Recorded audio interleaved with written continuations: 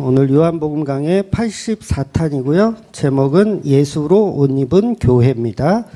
요한복음 19장 23절에서 27절까지만 보도록 하겠습니다. 요한복음 19장 23절에서 27절까지 같이 읽을게요.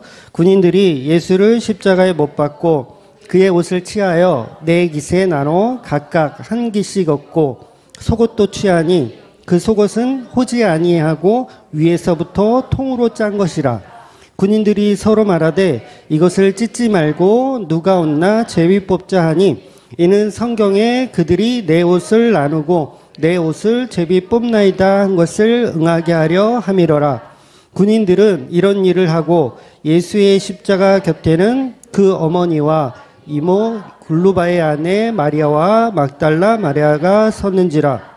계속해서 자기의 어머니와 사랑하시는 제자가 곁에 서 있는 것을 보시고 자기 어머니께 말씀하시되 여자여 보소서 아들이 있나 하시고 또 그 제자에게 이르시되 보라 내 어머니라 하신지되 그때부터 그 제자가 자기 집에 모시니라. 아멘.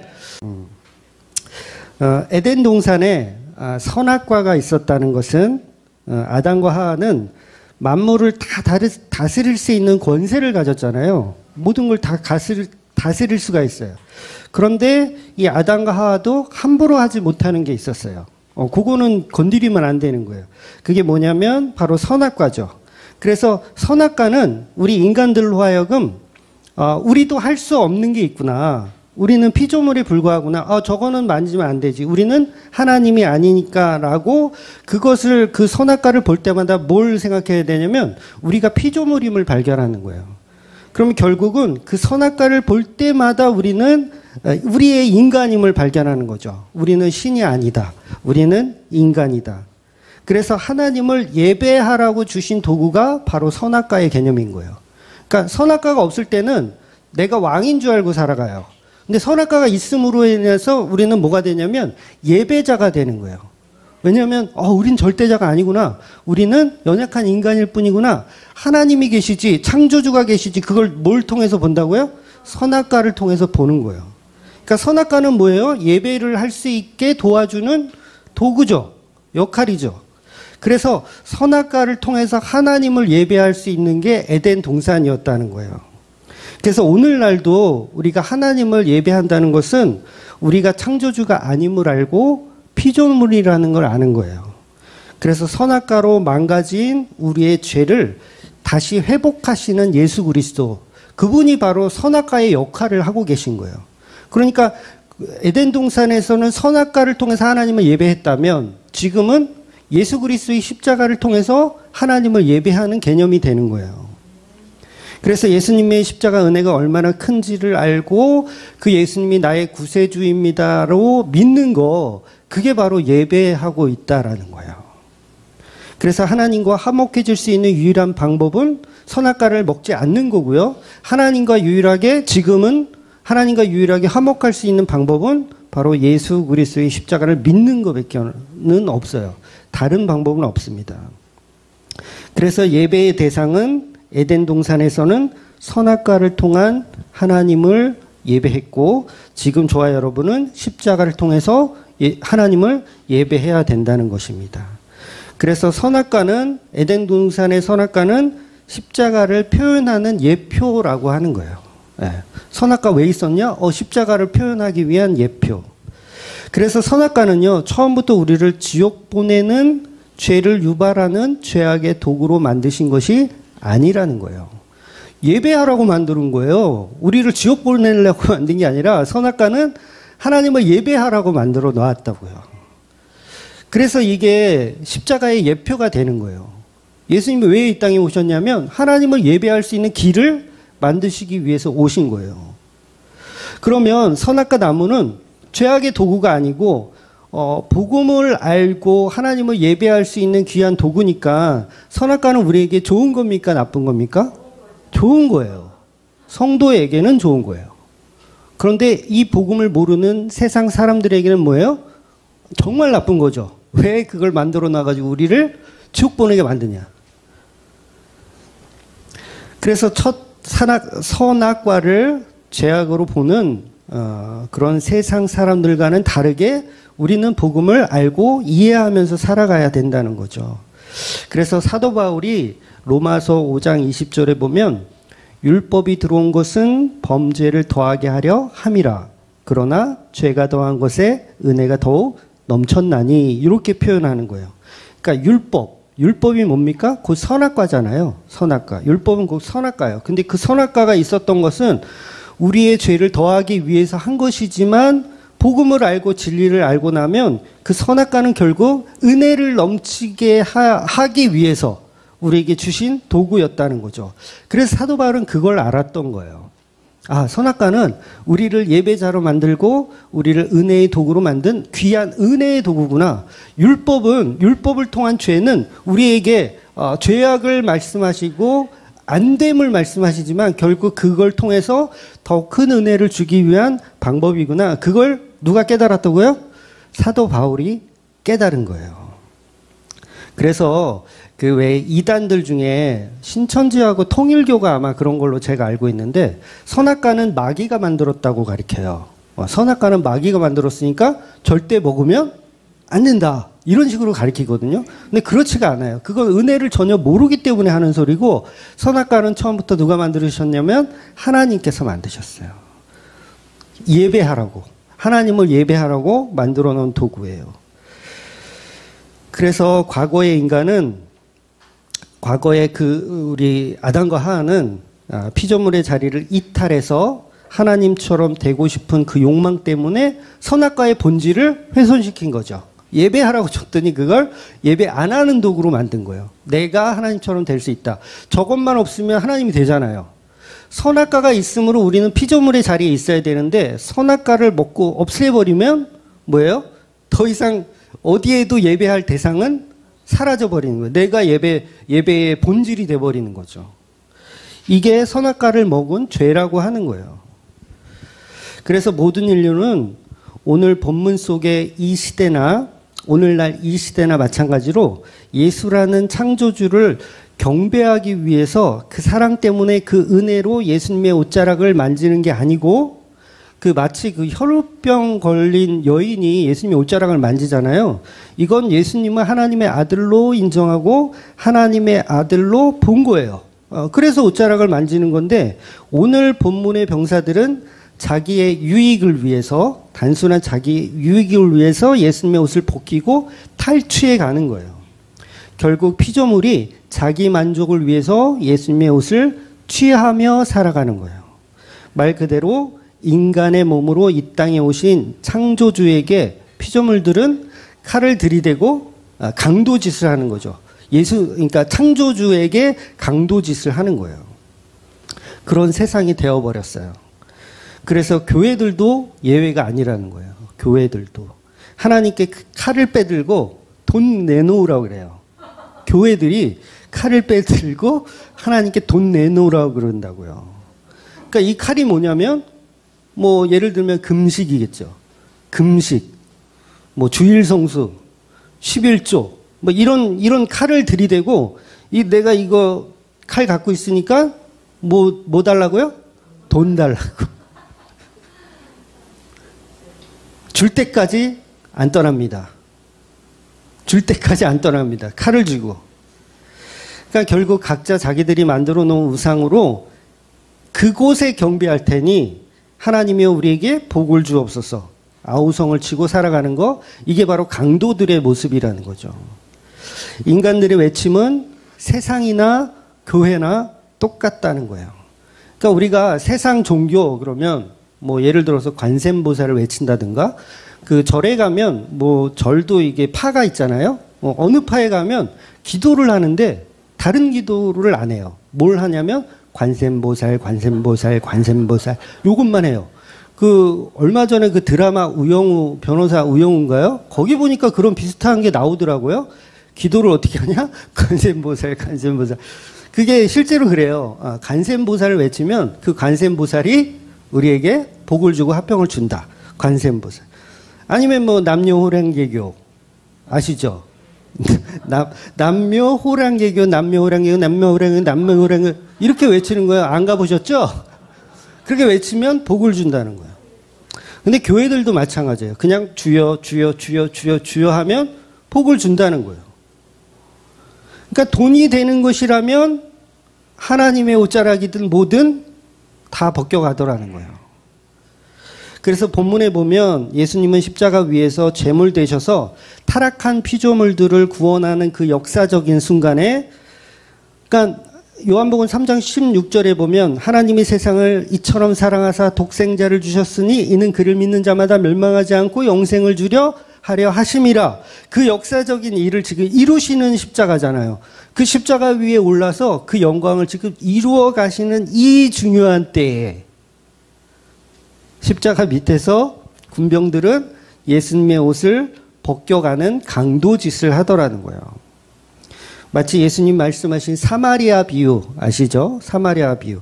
강도가 강도 만난 자의 돈을 다 빼앗고 옷을 다 벗겨가는 것과 같이 속옷까지 다 벗겨가는 일을 오늘 본문에서 하고 있다라는 거예요. 예수님을 알몸으로 만들어놨어요. 다 벗겨가는 거예요. 그래서 세상 사람들은 지금도 십자가를 조롱하며 교회를 통해서 뭘 훔쳐간다고요? 옷을 훔쳐가는 거예요. 돈 될 만한 것은 속옷까지 싹 다 벗겨가는 거예요. 줄 때까지 뭐 한다고요? 주일 성수를 한다고요. 줄 때까지 뭐 한다고요? 11조를 낸다고요. 그래서 신앙이란 이름의 탐욕으로 예수님의 옷을 벗겨가는 거예요. 나누어 갖는 거예요. 본문에서 예수님 빼앗긴 옷은 5벌로 보여져요. 5벌. 그래서 저도 지금 옷을 입고 있지만 이 속옷과 넥타이를 빼면 저도 4벌이거든요. 속옷과 넥타이를 빼면 상상하지 마세요. 그냥 4벌인가 보다. 그래서 그 당시 로마 병사들은 4명이 한 조를 이루었다 그래요. 그래서 4명이 각자 하나씩 가진 거야. 겉옷, 뭐 바지, 뭐 이렇게 이 수건, 뭐 이렇게 해서 하나씩 가졌어. 하나씩 갖고 났더니 이제 속옷이 남죠. 속옷이 한 벌 남았는데 이거는 통으로 짠 거래요. 그래서 이거는 어떻게 나누어 가질 수가 없어. 그래서 제비를 뽑아서 한 사람한테 몰아주자. 이렇게 해서 제비를 뽑아가는 거예요. 제비를 뽑아서 예수님의 속옷을 강탈해 가는 거죠. 그래서 이 주석가들의 말에 의하면요, 이 4명의 병사는 동서남북을 상징한대요. 동서남북. 그래서 세상이 예수님의 옷을 다 강도짓을 해간다. 이렇게 주석가들이 표현을 해요. 결국 피조물들은 자기들의 탐욕과 만족을 위해서 예수님의 옷을 강도짓을 해서 갖고 가는 거예요. 그러니까 예수님의 옷은 이미 입었던 옷이잖아요. 이미 입었던 옷이고 여기저기 막 피가 묻어 있었겠죠. 여기저기 피도 묻어 있어요. 한마디로 상품 가치가 있습니까? 없습니까? 상품 가치가 없어요. 그런데 왜 이들은 그 옷을 서로 가지려고 욕심을 부리고 있을까? 그까짓 거 얼마나 한다고? 그게 얼마나 한다고? 그러니까 금액으로 따지면 뭐 하루 술값 정도? 병사들에게는 하루 술값 정도의 그런 금액이 되는 옷이에요. 그 당시는 이 옷을 만드는 기술이 뛰어나지 않아서 이렇게 한 땀 한 땀 옷을 만들었다 그래요. 손으로, 수작업으로. 그래서 옷은 굉장히 귀한 물건임은 틀림이 없어요. 그러니까 그냥 버리기에는 아까운 거예요. 그냥 버리기에는. 그러니까 병사들이 그걸 취해서 오늘 술값으로라도 써야겠다라고 옷을 탈취해 가는 거예요. 뭐 특별히 무슨 기념이 될 만한 걸로 가져가는 게 아니에요. 그런 의미가 아니라 이 사형수의 옷을 가지고 금전적인 이익을 조금 취해보려는 의도로 가지고 가는 거예요. 그러니까 저 같으면 속옷은 그냥 양보할 것 같아. 됐어, 너나 가져. 그런데 왜 가져가려고 한다고요? 술값이라도 벌어보려고 가져가는 거예요. 그래서 병사들이 제비를 뽑아 가져갑니다. 그런데 진짜 이유가 오늘 본문에 나와 있죠. 요거는 그냥 표피적인 이야기고 진짜 이유를 요한은 설명하고 있습니다. 그 이유가 뭐냐면 성경의 말씀이 응하게 하기 위해서 가져갔다라고 표현하는 거예요. 이 요한의 이 표현은 그동안 예수님이 말씀하신 비유들, 표적들, 기적들이 곧 모든 말씀들이 십자가에서 이루어질 뿐만 아니고 구약에 등장했던 모든 메시아적 예언의 말씀들이 예수님을 가리키고 있고 예수님을 표현하고 있다라고 이야기하는 거예요. 요한이 그래서 이 말씀을 하는 겁니다. 그래서 이 예언의 말씀은 시편 22편에 기록되어 있는 말씀이에요. 우리 한번 같이 찾아보겠습니다. 시편 22편 16절에서 18절 말씀 같이 읽을게요. 개들이 나를 에워싸었으며 악한 무리가 나를 둘러 내 수족을 찔렀나이다. 내가 내 모든 뼈를 셀 수 있나이다. 그들이 나를 주목하여 보고 내 겉옷을 나누며 속옷을 제비 뽑나이다. 그쵸? 오늘 본문에 예수님의 옷을 취해가는 것이 이미 다윗의 시대의 시편으로 기록되어 있었다는 것입니다. 결국 시편 22편 말씀으로 오늘 본문을 해석해야 돼요. 오늘 본문을 이 시편의 말씀을 가지고 해석해야 됩니다. 그래서 예수님의 주위에 예수님을 조롱하고 예수님의 양손과 발에 못을 받고 예수님의 옷을 취하여 가는 자들이 누구라고 시편 22편은 이야기하고 있냐면 16절에 보면 개들이라고 표현해요. 개들. 개 같은 것들이 아니라 개들. 이 차이는 굉장한 거예요. 개들이 에워싸다고 합니다. 그러니 우리가 예수를 믿지 않고 예수를 조롱하고 가이사를 왕으로 믿고 살면 그게 뭐라고요? 개예요. 개들. 개들. 그러니까 이 로마 병사 4명만 개가 아니라 가이사를 믿고 사는 것들은 다 개 같은 것들도 아니고 개라는 거예요. 그러니까 유대인들 그러니까 그 십자가 앞에 있던 그 예수님을 못 박으러 한 모든 자들이 전부 개들이라는 거예요. 제가 지금 욕을 하고 있는 게 아닙니다. 성경에 욕이 써져 있는 거예요. 저는 욕을 개발할 능력이 없어요. 성경이 기록하고 있어요. 사실 이런 개들이 원하는 것은 대단한 게 아니잖아요. 개들은 뭘 원합니까? 그냥 한 끼 식사. 뜯어먹는 거예요. 한 끼 식사. 뭐 개들이 금덩이를 원해요? 아니에요. 지금 병사들이 금덩이를 원합니까? 아니에요. 그냥 한 끼 술 한 잔 먹을 만한 비용을 갖고 싶은 거예요. 개들하고 똑같죠? 그냥 탐내는 거예요. 그걸. 고작 개들이 물어뜯는 고기 한 점이에요. 개가 돼보셨어요? 고기 한 점 물어뜯는 게 개들의 목적입니다. 그래서 로마 병사들의 목적도 그거예요. 그냥 술 한 잔 먹을 비용을 얻고 싶은 거예요. 그러니 예수님 주위에 온통 개들 뿐입니다. 그러니 그 개들이 뭘 하겠어요? 개수작을 하는 거예요. 그 개들이 개수작을 하는 거예요. 그러니 제가 개수작이라는 표현을 자주 하잖아요. 우리가 개 같다. 개쓰레기다. 당연한 겁니다, 이거. 내가 예수님을 못 박은 죄인임을 안다면, 내가 예수님의 옷을 취해가는 군병이라는 것을 안다면 개라고 욕을 먹어도 이건 당연한 거예요.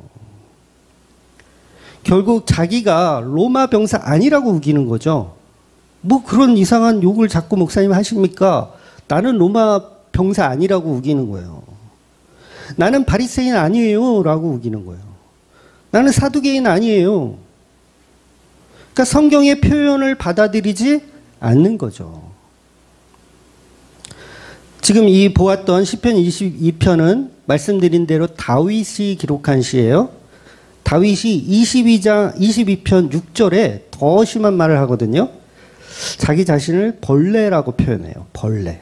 한번 볼게요. 시편 22편 6절입니다. 나는 벌레요 사람이 아니라 사람의 비방거리요 백성의 조롱거리니이다. 나는 벌레라고 표현해요. 다윗이. 여러분 제가 저를 벌레라고 얘기하는 거하고 대통령이 나는 벌레다라고 얘기하는 거하고 뉘앙스가 똑같습니까? 전혀 다른 거예요. 지금 다윗은 온 나라의 왕입니다. 그런데 그 왕이 나는 벌레라고 얘기하는 거예요. 그러니까 우리는 막 그런 욕, 뭐 개쓰레기, 개 같다, 개수작이다 이런 욕을 들으면 목사님 품위가 떨어지게 왜 그런 말씀을 자꾸 쓰십니까? 하는데 이스라엘의 왕인 다윗도 자기를 벌레라고 표현하더라는 거예요. 벌레. 개수작은 양반입니다. 이건 품위가 있는 거예요. 다윗은 벌레라고 해요. 그러니 개만도 못한 인간들, 벌레 같은 자들, 개수작 이게 다 성경에 있는 표현들이라는 거예요. 심지어 성경에 쓰레기라는 표현이 있을까요? 없을까요? 없으면 말을 하지 않죠. 쓰레기라는 표현까지도 있어요. 그 영화 그 약속에서 박신양이 그 전도연한테 마지막 그 막 얘기하잖아요. 둘이 결혼식 하면서. 기억나세요? 저는 쓰레기입니다. 저는 개쓰레기입니다. 이 여자를 사랑하고 이렇게 나오잖아요. 한번 볼게요. 예레미야가 3장 45절 볼게요. 우리를 문 나라 가운데에서 쓰레기와 폐물로 삼으셨으므로. 예레미야는 저와 여러분을 쓰레기와 폐물로 삼으셨다고 합니다. 그러니까 예레미야도 쓰레기라는 표현을 하고 있는 거예요. 그러니 시편과 예레미야를 섞으면 뭐가 되냐면 벌레 같은 개쓰레기가 되는 거예요. 이해가 되셨어요? 벌레 같은 개쓰레기가 누구라고요? 로마 군병들이며 사두개인이며 그 앞에 있던 우리 모두가 벌레 같은 개쓰레기란 얘기예요. 그래서 오늘 제목을 벌레 같은 개쓰레기라고 쓰려다가 참았어요. 이러면 또 욕먹겠다. 그러고 참았어요. 그러니까 하나님은 이스라엘과 우리 교회를 쓰레기와 폐물로 삼으셨다고 하는 거예요. 그래서 성도는 이 세상에서 쓰레기처럼 파멸과 멸망을 당하며 살아가는 것처럼 보이는 게 맞습니다.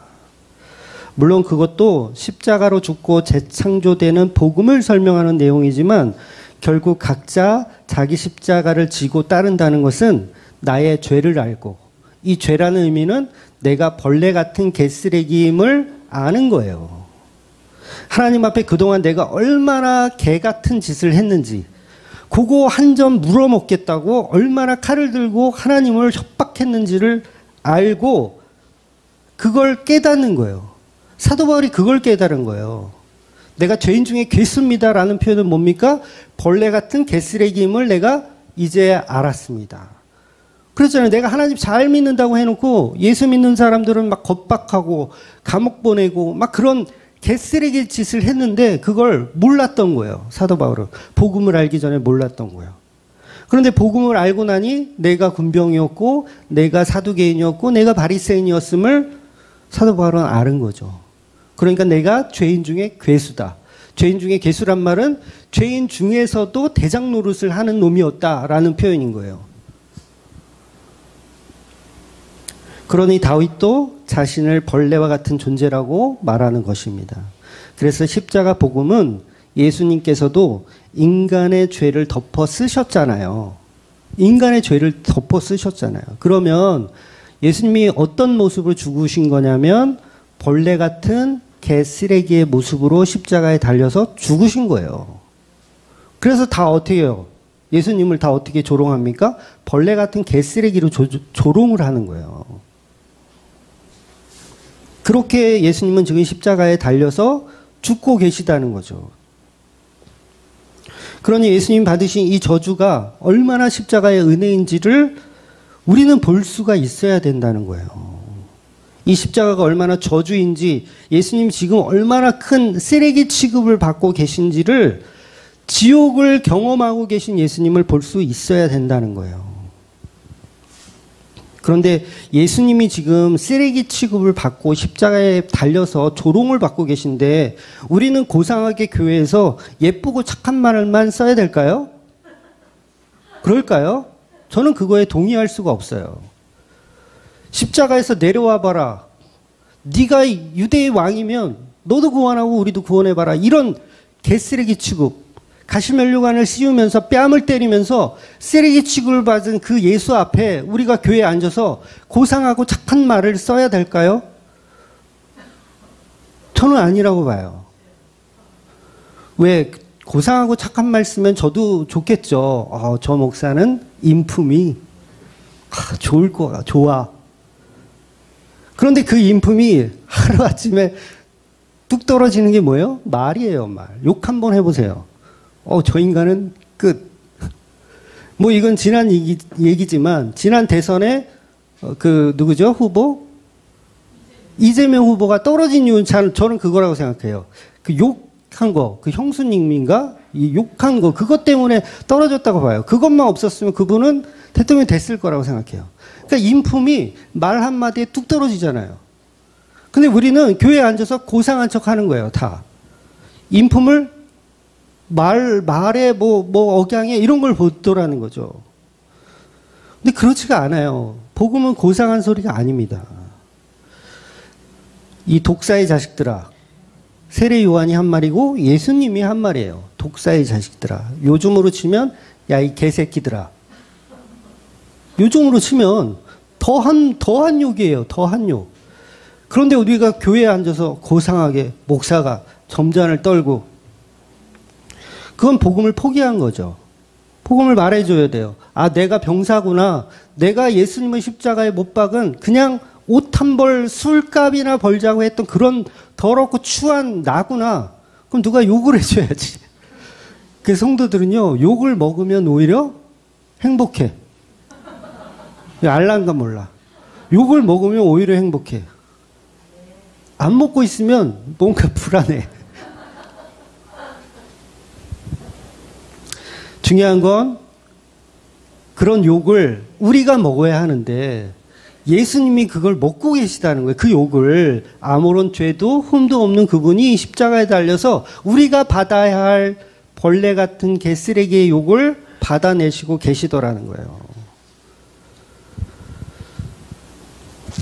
그래서 예수님은 완전히 알몸이 되어서 십자가에 돌아가시고 계십니다. 그래서 성화 같은 데 보면 예수님이 속옷을 입고 계셔요. 십자가에 달려있는 모습 보면. 근데 그 거짓말입니다. 예수님은 실로라기 하나 걸치지 못하시고 그냥 맨 알몸으로 십자가에 죽으신 거예요. 그러니 예수님은 십자가에서 완전한 저주, 완전한 수치, 창피함 다 겪으신 거예요. 목욕탕에서 불나면 어떤 사람은 차라리 내가 여기서 죽고 말지. 그렇지 않아요? 이건 개인적인 거지만 아마 우물쭈물 하다가 그냥 연기 마시고 돌아가신 분들도 있을 거예요. 만약에 목욕탕에서 불났을 때. 그만큼 알몸의 수치는 굉장히 굉장한 거라는 거죠. 그걸 예수님은 지금 다 당해내고 계시더라는 거예요. 왜? 사랑하는 자기 아내를 구원하시기 위해서. 왜냐하면 내가 사랑하는 그 아내가 개쓰레기인데 그걸 바꿔주시기 위해서, 재창조해 주시기 위해서 이 십자가의 저주를 다 견뎌내고 계시다는 거예요. 그래서 이 십자가보다 더 큰 겸손은 인류 역사상 없었고요. 또한 이보다 더 큰 낮아짐은 이 세상 어디에도 없는 겁니다. 그래서 예수님은 하늘의 영광을 버리시고 이 땅 가운데 우리를 구원하시고자 오셨다는 거예요. 그 이유는 결국 사랑이라는 거죠. 세상 속에서 죽어가고 있는 저와 여러분을 구원하여 아내 삼기 위해서 교회를 찾아내고 계신 겁니다. 그래서 지난주에 보았던 양쪽의 강도들 중에서 한 강도는 예수님이 교회로 선택을 하신 거예요. 두 무리가 있는데, 두 명이 있는데 한 명을 교회로 선택하는 거. 그래서 오늘 본문도 예수님을 이용하여 자기 옷을 챙겨 그것을 자기들의 이익 삼으려고 하는 사람들 가운데 누군가를 선택해서 교회로 만들어 가고 계시다는 얘기를 하고 있는 거예요. 그래서 오늘 본문의 상황들을 좀 정리를 해보면 십자가 위에서는 양쪽 강도가 천국과 지옥으로 나누어지고 있고요. 그 다음에 십자가 아래서는 예수님의 옷을 취하는 로마 병사들과 그 다음에 마리아들, 이것도 천국과 지옥으로 분리되고 있는 거예요. 천국과 지옥으로 분리되고 있는 내용입니다. 그래서 오늘 십자가 아래에 향해서 제자 요한에게 예수님께서 이런 말씀을 하시는 거예요. 오늘 본문 한번 다시 볼게요. 19장 26절, 27절 같이 읽을게요. 예수께서 자기 어머니와 사랑하시는 제자가 곁에 서 있는 것을 보시고 자기 어머니께 말씀하시되 여자여 보소서 아들이나이다 하시고 또 그 제자에게 이르시되 보라 내 어머니라 하신대 그때부터 그 제자가 자기 집에 모시니라. 아멘. 그러니까 본문에서 예수님은 어머니 마리아를 사랑하는 제자에게 부탁한다고 말씀하셨어요. 요 사랑하는 제자는 요한으로 하기로 했죠. 우리 지난번에 말씀드렸어요. 그러니까 예수님의 이 말씀은 예수님은 엄청난 효자였다. 그 말을 하는 게 아니에요. 그러니까 제자인 사도 요한을 통해서 교회라는 새로운 공동체, 새로운 가족을 이루어가라는 심오한 메시지를 주고 있는 거예요. 새로운 공동체. 이제 너희들이 가족이다. 뭐가? 교회가. 교회가 가족이다. 사실 예수님은요, 야고보를 비롯해서 친동생들이 많이 있었어요. 예수님 동생이 있는 거 아셨죠? 네, 친동생 많이 있어요. 그러니까 마태복음 13장에 보면 실명까지 거론을 해요. 거기 보면 예수님의 남동생은 4명. 그리고 여동생은 몇 명이라고 얘기는 안 하는데 거기에 이제 들이라는 표현을 해요. 그러니까 한 명이 아닌 거예요. 2명 이상인 거예요. 그러면 정확한 기록은 없지만 요셉과 마리아 집안의 장남인 예수님을 빼더라도 그 집안은 5남이녀예요. 최소 5남이녀. 더 있을 수도 있고요. 5남이녀. 그러니까 장남인 예수님이 돌아가신다고 해서 마리아를 봉양하는 게 문제가 될까요? 안 될까요? 문제 전혀 안 돼요. 예수님이 마리아를 부양해야 할 필요가 없어요. 왜냐하면 남동생이 4명이나 있고 여동생도 2 이상 있으니까. 그리고 막말로 언제 예수님이 집안에서 어머니 챙겼나요? 네? 예수님 복음 전하기 바쁘셔서 집안에 있을 시간도 별로 없었어요. 그러니까 성경에 보면 물을 포도주로 만들어줬을 때 그때 말고는 장남 노릇한 게 그닥 없는 것 같아요. 그래서 어떤 목사들은 오늘 본문을 가지고 예수님은 죽는 순간까지 자기 어머님을 챙기는 효자였다. 그러니 여러분도 부모님께 효도해라. 라는 식으로 어버이 주일날 단골로 나오는 본문이에요. 기억나세요? 어버이 주일. 어버이 주일날 단골로 나오는 본문. 그러니까 이상한 설교를 하게 되는 거죠. 그러니까 유교적 사상으로 성경을 풀어가는 거예요. 절대 그렇지 않습니다. 그 얘기를 하는 게 아니에요. 그래서 예수님이 사랑하는 제자에게 이 중요한 시간에 예수님이 십자가상에서 많은 말씀을 하지 않으세요. 신학적으로 그걸 가상칠언이라고 하거든요. 딱 7마디 말씀하세요. 7마디 말씀. 그 중에 하나가 오늘 말씀인 거예요. 그 중에 하나가.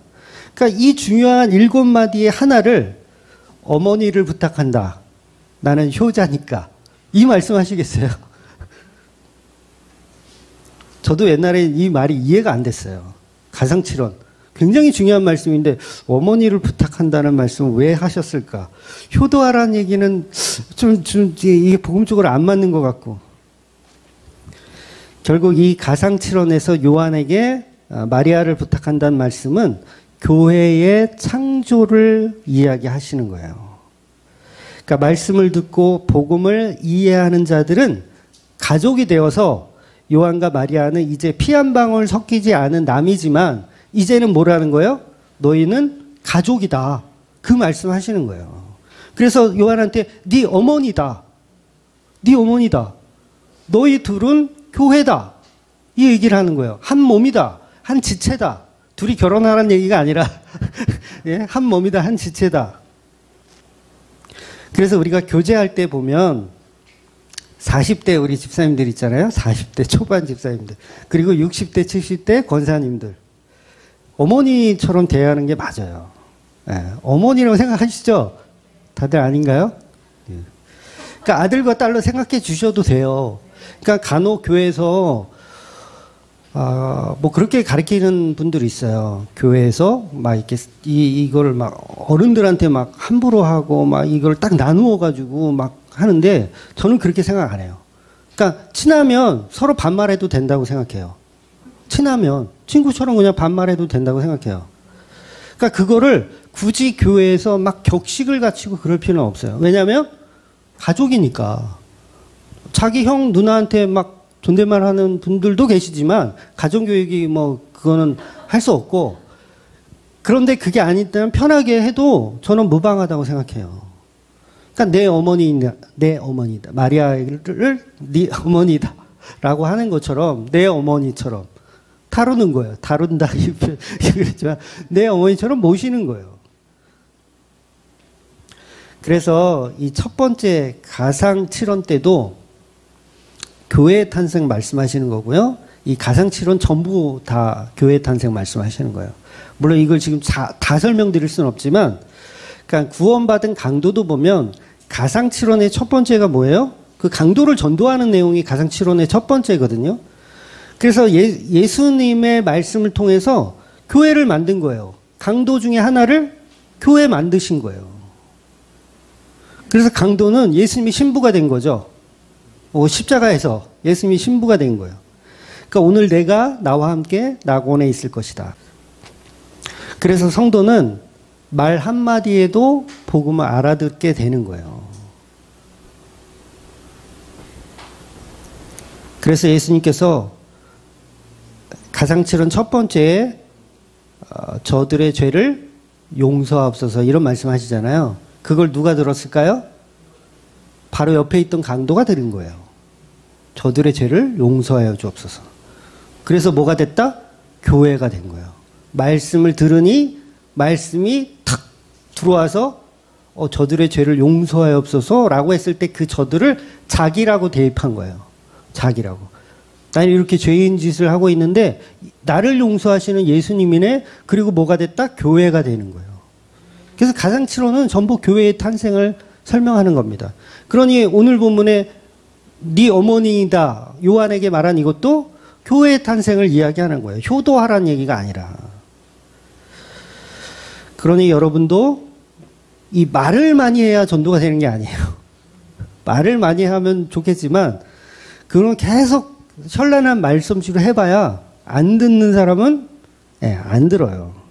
그러니까 따박따박 비정상적인 논리로 반박을 할 거예요. 그래서 뭐 몇 분은 아시겠지만 카페에 그런 분이 한 분이 최근에 들어오셨었어요. 그래서 그분의 논리 중에 하나가 여자 목사를 왜 인정하느냐예요. 여자 목사를 왜 인정하느냐. 그래서 제가 그거에 대한 댓글을 여러 차례 달아드렸고 얘기를 했는데 알아들으시질 못하시더라고요. 그래서 어떻게 개혁주의 목사가 여자 목사를 허용하느냐라는 식으로 말씀을 하시더라고요. 절대 안 된다. 어떻게 여자 목사를 허용할 수가 있느냐. 그러니까 이분이 아마도 인터넷에 떠도는 제 정보 중에 저를 합동 측 목사로 오해를 하신 것 같아요. 저 합동 측 목사 아닙니다. 합동 측 목사로 오해했어요. 왜냐하면 합동하고 고신하고는 아직도 여자 목사 안수 안 주거든요. 여자에게 안수 안 주거든요. 그래서 그랬는지 뭐 이건 추측입니다만 그때 일전에도 계속 이제 말씀드렸어요. 그거 아니다, 그거 아니다. 설명을 댓글 제가 한번 달면 길게 달잖아요. 자세히 설명을 다 해드렸는데 결국 못 알아들으시고 계속 자기가 좋아하는 목사님을 계속 이렇게 홍보하듯이 얘기를 하셔서 결국은 제가 글을 다 삭제하고 탈퇴를 시켰어요. 강제 탈퇴를. 그러니까 잘 모르시는 분들이 계실까봐 그 부분은 오늘 잠깐 말씀드리고 넘어갈게요. 고린도전서에 보면 여자는 교회에서 어떻게 하라? 잠잠하라. 그 말씀 때문에 그런 거예요. 그래서 그 말씀을 문자적으로 이해해서 아직도 합동이나 고시는 여자에게 안수를 안 줘요. 장로도 안 줍니다. 안 줘요. 근데 성경은 문자로 이해하면 안 된다 그랬죠? 본질로 이해해야 돼요. 그래서 그걸 본질로 이해하면 말귀를 알아들었다. 아니면 못 알아들었다. 그러니까 예를 들면 제가 이런 거예요. 예를 하나 들어볼게요. 지금 교육관 우리 공사를 해야 되니까 지하에 벽돌을 한 100장 쌓아놨거든요. 그러니까 우리 예배 끝나고 우리 남자분들은 좀 한 10분 정도만 이렇게 수고해서 좀 복도를 좀 옮겨줬으면 좋겠습니다라고 제가 했어요. 자, 이건 남녀 차별이 아니라 힘의 우위를 가진 자가 좀 도와달라 이 얘기잖아요. 힘을 가진 자가 좀 도와달라. 근데 남자인데 휠체어 타고 있어. 너는 목사님이 아까 남자는 지하실 가서 벽돌 날르라고 했는데 당신은 뭐 하고 있는 거야? 이러면 돼요, 안 돼요? 안 되죠. 저는 그런 본질로 얘기한 게 아니니까. 그런데 여자 중에서 장미란 선수가 있어. 웬만한 남자보다 벽돌을 더 잘 옮겨. 그 사람은 도와줘야 도움이 됩니까? 안 됩니까? 도와줘야 돼요, 그 사람은. 여자지만 도와줘야 돼요. 그러니까 그걸 말귀를 알아들었다고 하는 거예요. 말귀를 알아들었다. 그래서 로마서에 보면 갱그레아 교회에 그 사도 바울이 베베 자매를 추천합니다. 거기 가서 사역하라고 추천을 해요. 갱그레아 교회에 베베라는 여자를 추천해요. 그러면 여자는 잠잠하라고 말한 바울이 갱그레아 교회에 베베 여자를 일꾼으로 보내는 게 말이 됩니까? 문자적으로 해석하면요, 앞뒤가 안 맞아요. 그러니까 고린도 교회는 여자는 잠잠해라. 아무것도 하지 마라. 아무것도라는 표현은 제가 실수예요. 이게 아니라 복음을 말하지 마라. 요거잖아요. 말하지 마라. 요거. 근데 고린도전서가 로마서보다 약간 먼저 기록되어 있어요. 고린도전서가 약간 먼저. 그럼 본인이 여자는 잠잠하란 말을 먼저 해놓고 그 다음에 베베를 갱그레아 교회에 보냈다면 이거 말이 안 되잖아요. 그래서 신학적으로 이걸 못 풀어요. 합동이나 고시는 못 풉니다. 이게 왜 그런지 못 풀어요. 그러니까 바울이 약간 뭐 이때는 이 정신이었고 저 때는 저 정신이었나 보다 그렇게밖에 해석이 안 돼요. 그래서 로마서를 다시 보면 베베를 추천한 그 일꾼이라는 단어가요, 디아코노스라는 단어인데 요거는 일꾼, 집사 뭐 이렇게 번역하기도 하지만 스데반 집사도 집사님이잖아요. 그런데 말씀 전했습니다. 그렇죠? 스데반 집사도 말씀 지났어요. 그래서 로마서 13장에서는 같은 단어인 이 디아코노스를 사역자로 번역하기도 했어요. 사역자로 번역하기도 해요. 그러니까 베베는 어떤 역할로 갔냐면 집사의 역할로도 갔고 일꾼의 역할로도 갔고 사역의 역할로도 간 거예요. 그리고 고린도전서 3장 5절에 보면 이 디아코노스라는 단어를 아볼로와 바울이 했던 일로 번역하기도 해요. 그럼 이게 어떻게 되는 거예요? 베베는 사도 바울처럼 교회의 목사님으로 간 거예요. 번역을 하자면. 그러니까 베베는 사도 바울이 했던 동일한 사역을 하러 갱그레아 교회에 추천을 받아서 가게 되는 거잖아요. 그런데 여자는 안 된다고요? 사도 바울이 그런 말을 했다고요? 그러니까 개혁주의는 여자가 안 됩니까? 절대 그렇지 않아요. 개혁주의 어디에도 여자 목사 안 된다는 얘기는 없어요. 이걸 장로의 유전이라고 하는 거예요. 자기들이 법을 만들어서 그 법을 문자적으로 지키려고 하는 거. 바리새인들이 다 문자적으로 지키려고 하잖아요.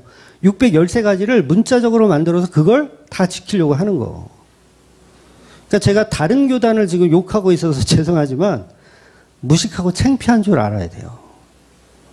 우리가 사도행전에서 봤지만 브리스길라와 아굴라 부부잖아요. 브리스길라는 여자예요. 여자입니다. 그런데 이 여자가 누구를 가리키는 줄 아세요? 아볼로. 초대교회의 바울과 쌍벽을 이룬 분이에요. 아볼로. 아볼로를 누가 가리켰다고요? 브리스길라. 여자가 가리킨 거예요. 그래서 고린도 교회에 파당이 있었잖아요. 사도 바울파, 아볼로파. 굉장히 영향이 있는 분이에요. 그분을 누가 가리켰다? 브리스길라라는 여자가 가리켰다. 뭘? 복음을. 그러니까 이 아볼로가 얼마나 대단한 인물이냐면 히브리서를 기록한 저자일 가능성이 굉장히 큰 인물로 표현하고 있어요. 히브리서는 누가 썼는지 모르거든요. 근데 아볼로가 썼을 가능성이 굉장히 커요. 그런데 그 아볼로를 누가 가리켰다고? 여자가. 그래서 고린도 전서에 사도 바울이 말한 여자는 교회에서 잠잠하라 이 말의 뜻은 남녀 차별을 해서 여자는 목사 안수나 장로 안수를 주면 안 된다는 말이 아니라 복음을 모르면 조용히 하라는 얘기를 하고 있는 거예요. 사도 바울이. 그 당시 고린도 교회는 갑자기 좀 부흥한 교회예요. 고린도 교회가 좀 잘 산 지역에 있었거든요. 그래서 못 알아듣는 사람들이 많이 왔어요. 한마디로 여자들이 많이 온 거예요. 그래서 이건 남녀 차별이 아니라 교회에서 갑자기 부흥되면요. 우리도 마찬가지일 거예요. 교회가 갑자기 부흥됐어. 제가 막 TV에서 방송을 타가지고 막 동네 사람들이 막 와. 여기 주만교회 목사님 훌륭하더라. 그래서 막 와. 와가지고 무슨 얘기 할까요? 이상한 얘기 할 거예요. 복음이 아닌 강도짓 하자는 그런 뉘앙스의 얘기들을 할 거예요. 처음 교회 오시면 다 그래요. 그래서 동네에서 간판 보고 교회 오신 분을 제가 굉장히 경계해요. 저 사람이 어떤 말을 할까? 터진 입이라고 막 말할 거 아니에요. 목사님, 우리는 왜 안수기도 안 해주십니까? 막 이렇게 터진 입이라고 막 얘기할 거 아니에요. 그럼 어떻게 해요? 잠잠하라. 복음을 모르면 잠잠하라. 그러니까 고린도 교회의 사도 바울이 한 이 말은 복음을 모르면 잠잠하라 라는 표현을 한 거예요. 그래서 사도 바울이 에베소서에 보낸 서신서에 보면 남녀에 관한 이 이야기가 전부 비유임을 말씀하시거든요. 아주 자상하게 말씀하세요. 에베소서 5장 31절, 32절 같이 읽을게요. 그러므로 사람이 부모를 떠나 그의 아내와 합하여 그 둘이 한 육체가 될지니 이 비밀이 크도다. 나는 그리스도와 교회에 대하여 말하노라. 제가 억지 주장하는 게 아니죠. 사도 바울이 말한 이 여자와 남자는 그리스도의 남편과 신부된 교회에 대한 비밀스러운 얘기를 내가 말하노라. 이렇게 정리를 해주고 있어요. 그러니까 사도 바울의 말은 뭐냐면 본질을 보란 얘기예요. 남자는 벽돌 날라라 이 얘기가 힘 있는 자는 벽돌을 날라주고 힘 없는 자는 쉬어라 걸리적거리니까 그 얘기거든요. 근데 힘 있는 여자가 장미란 선수가 이 앉아있으면 되겠어요? 도와줘야죠. 근데 막 휠체어 타시는 분이 막 나는 남자니까 나는 해야지 나는 벽돌을 날라야지 막 이러고 있으면 야 말귀를 이렇게 못 알아들으실까 이게 되는 거예요.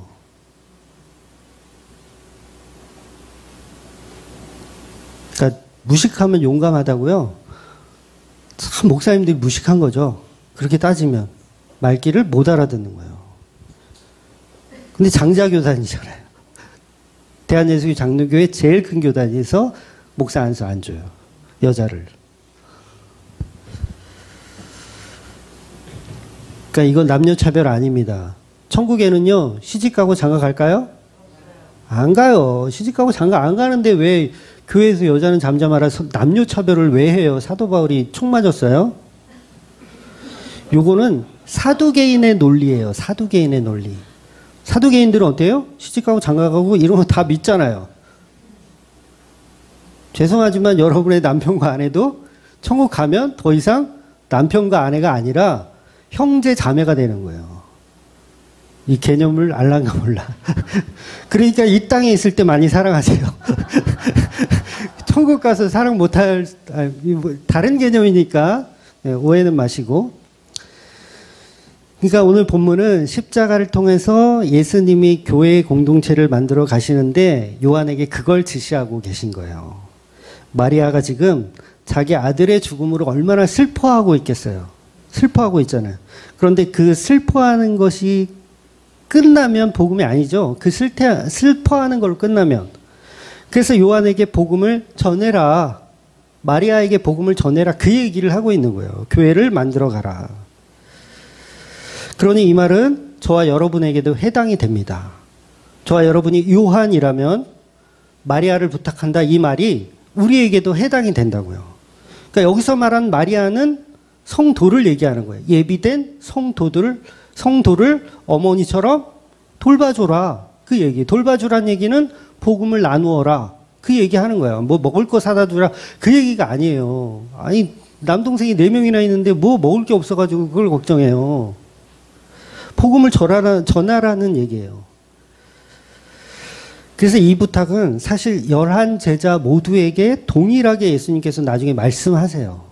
동일하게. 그러니까 지금은 다 도망가고 없고 요한만 있으니까 요한에게만 얘기하지만 다른 11제자에게도 다 동일하게 나중에 이제 말씀하십니다. 그 말씀이 마태복음 28장 19절 20절 말씀이에요.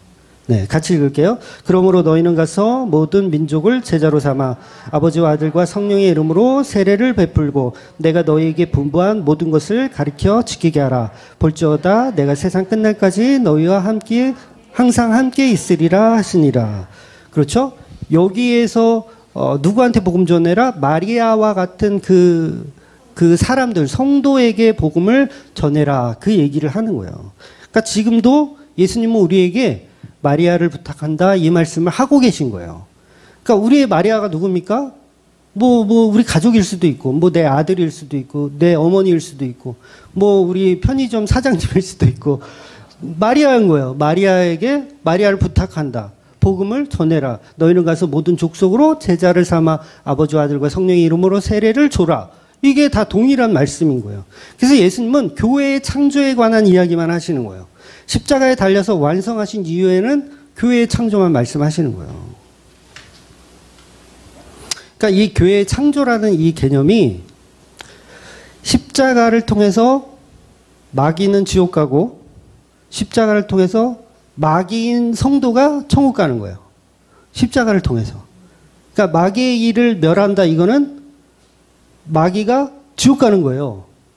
죽는 거니까 지옥 가는 거예요. 그래서 지금 가상칠언도 전부 다 그 얘기하는 거예요. 성도를 부탁한다. 마귀의 일을 멸한다. 지옥과 천국. 강도 두 명이 한 명은 지옥, 한 명은 천국. 그 사역을 지금 하고 계신 거예요. 십자가 상에서. 십자가 아래도 마찬가지고요. 그래서 예수님의 몸된 교회로 너희들이 이렇게 살아가라. 그 얘기를 하는 거죠. 그래서요. 전도 잘 안 된다고 해서 속상해할 필요가 없어요. 물론 가끔 이렇게 말이 안 통하면 먼지를 털고 잠깐은 손절해도 돼요. 그런데 다시 또 기회가 된다면 또 복음 전하고 또 안 되면 손절하고 그렇게 반복적으로 살아가는 거예요. 그러니 요한은 나중에 요한계시록을 쓰면서 성경 66권을 완성해야 하기 때문에 11제자들처럼 일찍 순교하지 않고 자연스럽게 교회의 일꾼이 되어서 교회를 이끌어 나가는 사람이 되는 거예요. 요한은. 그러니 오늘 본문에 예수님 말씀하신 가상칠언의 이 부분은 교회의 탄생을 말씀하시는 거.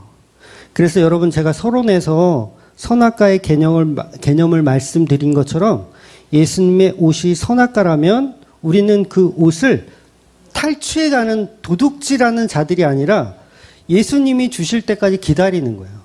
그러니까 옷은 똑같아요. 우리가 옷을 취하는 건 똑같아요. 성도도 예수님의 옷을 입고 천국에 가는 거고요. 강도들도 예수님의 옷을 빼앗아서 술 한잔 먹고 지옥 가는 거예요. 똑같죠? 옷을 취하는 건 똑같아요. 근데 그 옷자락을 유대인의 왕이며 나의 그리스도로 만지는가? 아니면 나의 이익을 위해서 취득하려 하는가? 이 차이는 행동은 똑같은데. 여러분, 복음을 아는 사람이나 복음을 잘 모르는 대형교회 사람들이나 행동은 똑같아요. 그렇지 않아요? 똑같아요. 똑같이 주일날 교회 가고 성경책 보고 찬양하고 다 똑같아요. 근데 뭐가 다르냐? 예수의 옷을 이용해서 나의 이득을 취하는 강도들이냐 아니면 그 옷을 입고 천국의 그 잔치에 참여하는 백성이냐 그 차이인 거예요. 내용은 똑같은데 이 행동은 똑같은데 결과가 완전 다르다는 거죠. 그래서 예수님이 우리에게 내어주신 그 가죽옷을 입고 천국 잔치에 기뻐하시는 저와 여러분이 되시기를 주의 이름으로 축원드리겠습니다. 아멘. 기도하겠습니다.